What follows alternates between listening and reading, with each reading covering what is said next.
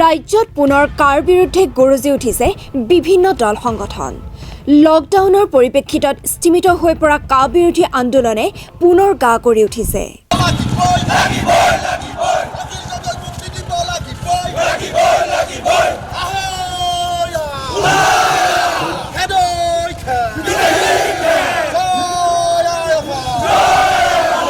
শনিবাৰে ৰাজ্যৰ অন্যান্য প্ৰান্তৰ লগতে নগাঁৱতো কা বিৰোধী সমন্বয় সমিতিয়ে ৰূপায়ণ কৰিলে সংকল্প দিৱসৰ কাৰ্যসূচী গঠন কৰিছে। সেইখন চৰকাৰে শ্বহীদৰ নামত আপোনাৰ 5জনকৈ যি ফুল কমলীয়া ডেকাক আৰক্ষীয়ে শীতল মস্তিৰে যি হত্যা কৰিলে, সেই শ্বহীদকেইজনক দুষ্কৃতিকাৰীক বুলি অসম চৰকাৰে ঘোষণা কৰিছে। অত্যন্ত দুখজনক কথা।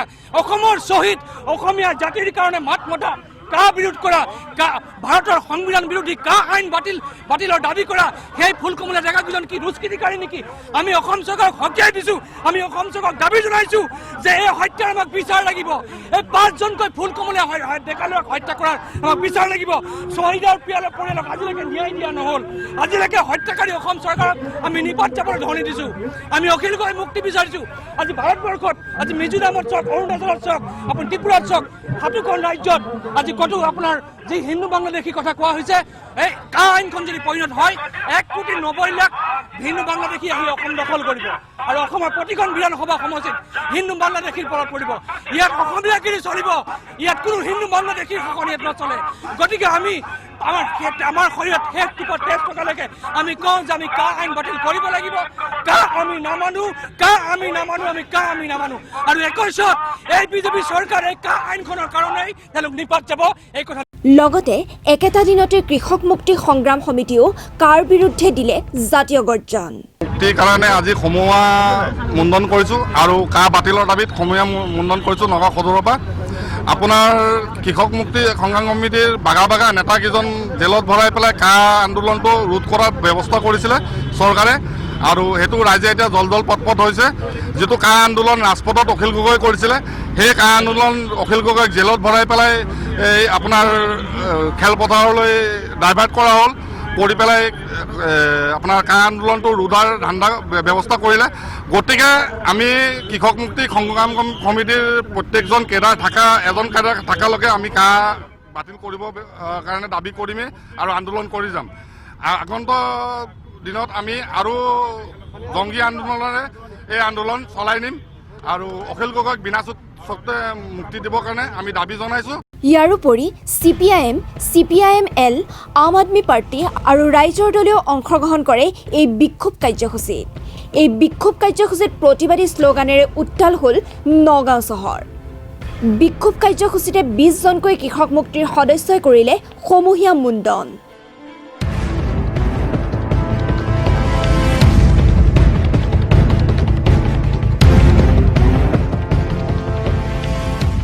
লগতে নগাঁও জিলা ছাত্ৰ সন্থাই ৰূপায়ণ কৰিলে গণহুংকাৰ কাৰ্যসূচী। জাতীয় জীৱনৰ বাবে আজিৰ দিনটোৱে কলা দিন। আজিৰ দিনটোতে সোণোৱাল চৰকাৰখনে 1 ঘণ্টাৰ ভিতৰত 5গৰাকী যুৱকক হত্যা কৰিছিলে। আৰু আজিৰ দিনটোত কাৰণে আমি সদৌ অসম ছাত্ৰ সন্থাৰ আহ্বানত অসমৰ প্ৰতিখন জিলা ছাত্ৰ সন্থাই গণহুংকাৰ কাৰ্যসূচী কৰিছোঁ। 5গৰাকী নিৰপৰাধী যুৱকৰ ন্যায়িক তদন্ত হ'ব লাগে, CBI তদন্ত হ'ব লাগে। আৰু সৰ্বানন্দ সোণোৱাল চৰকাৰখনে কেৱল মাত্ৰ শ্বহীদ উদ্যান পাতিলেই, কেৱল মাত্ৰ শ্বহীদ স্মাৰক বনালেই কিন্তু সাৰি নাযায়। শ্বহীদৰ খাও লাগিব তেওঁলোকৰ গাত, আৰু তেওঁলোকে 1 ঘণ্টাৰ ভিতৰত 5গৰাকী যুৱকক হত্যা কৰিছে। ইয়াৰ ন্যায়িক তদন্ত হ'ব লাগিব, এই কথা আমি স্পষ্ট কৰিছোঁ। ইয়াৰ সমান্তৰালভাৱে সদৌ অসম ছাত্ৰ সন্থা আৰু 30টাকৈ জনগোষ্ঠীয় সংগঠনৰ আহ্বানত মাজুলী জিলা সদৰ গড়মূৰত মাজুলী ছাত্ৰ সন্থাই ৰূপায়িত কৰিলে গণহুংকাৰ কাৰ্যসূচী।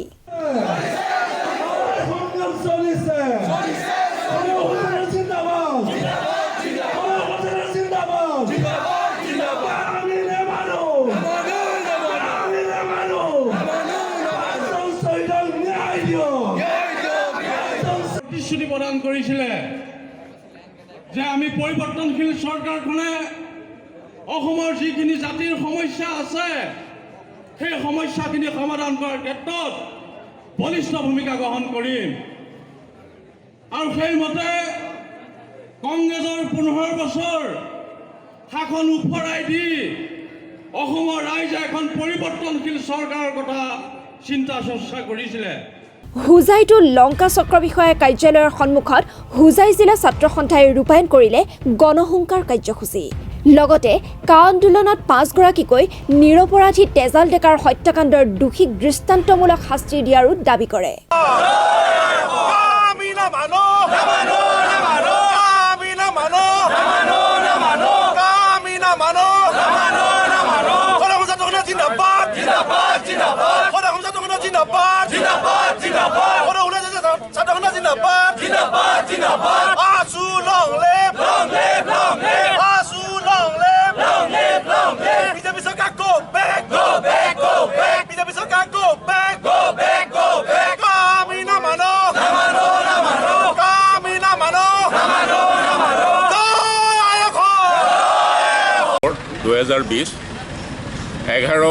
ডিচেম্বৰ তাৰিখে কা আন্দোলনৰ আৰম্ভণিৰ এবছৰ সম্পূৰ্ণ হৈছিল আৰু 11 ডিচেম্বৰ 2019 তাৰিখে যি কা আন্দোলন আৰম্ভ হৈছিল সেইদিনা যি গণতান্ত্ৰিক পৰম্পৰাত গুৱাহাটীৰ ছাত্ৰ সমাজৰ নেতৃত্বত আন্দোলন সংঘটিত হৈছিল আৰু সেই আন্দোলনত সকলো শ্ৰেণীৰ মানুহে অংশগ্ৰহণ কৰিছিল গণতান্ত্ৰিক আন্দোলনক নিৰ্মমভাৱে এই চৰকাৰে দমন কৰিছিল হত্যা বুলেটেৰে গুলিয়াই হত্যা কৰিছিল আৰু 5জন লোকক হত্যা কৰাৰ বিচাৰ আজিও ৰাষ্ট্ৰযন্ত্ৰই নকৰিলে যিটো সাংঘাতিক মৰ্মান্তিক ঘটনা আমি এতিয়াও আশা কৰিম যে ইয়াৰ ওপৰত নিৰপেক্ষ তদন্ত কৰি যিসকলে বিনা দোষত এই ছাত্ৰ ছাত্ৰীসকলক গুলিয়াই হত্যা কৰিছিল তেওঁলোকৰ ওপৰত শাস্তি প্ৰদান কৰিব লাগে ব্যুৰো ৰিপৰ্ট BMC নিউজ